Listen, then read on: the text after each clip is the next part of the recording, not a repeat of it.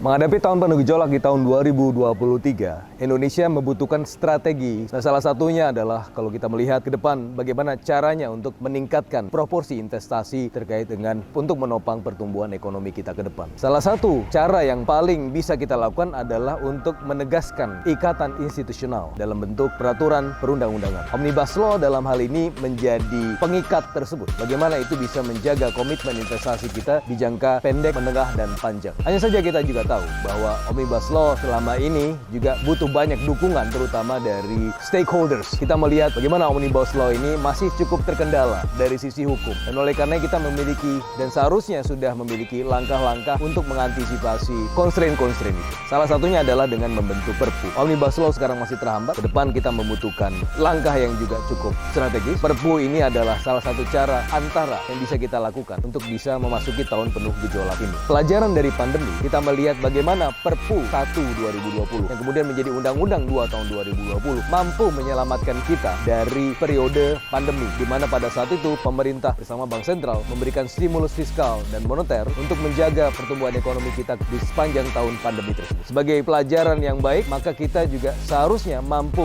untuk membawa ikatan institusional ini ke tahun 2023 dan ke depan. Karena jendela kesempatan kita cukup terbatas. Di tahun penuh gejolak kita butuh topangan. Di masa depan juga kita butuh jaminan, dan jaminan itu saya rasa akan mampu untuk dimunculkan dengan Perpu yang kemudian akan menjadi undang-undang Omnibus Law. Karena tahun ke depan adalah tahun-tahun yang bukannya mudah tetapi akan sangat diliputi oleh tantangan-tantangan. Kita melihat target keluar dari jebakan pendapatan menengah itu hanya sampai 2035, dan oleh karenanya harus butuh dilakukan langkah-langkah yang cepat dan tepat. Perpu Omnibus Law ini saya rasa menjadi jawaban atas permasalahan-permasalahan kita di masa depan. Karena permasalahan-permasalahan terkait ekonomi butuh ikatan institusional, dan ikatan institusional ini akan membuat topangan pertumbuhan ekonomi ke depan jauh lebih berkesinambungan. Selama ini kita juga masih melihat banyak tantangan terkait dengan bagaimana kita melakukan dan mendorong Omnibus Law ini bisa menopang perekonomian kita ke depan. Salah satunya banyak yang hoax dan juga berita-berita yang tidak benar mengenai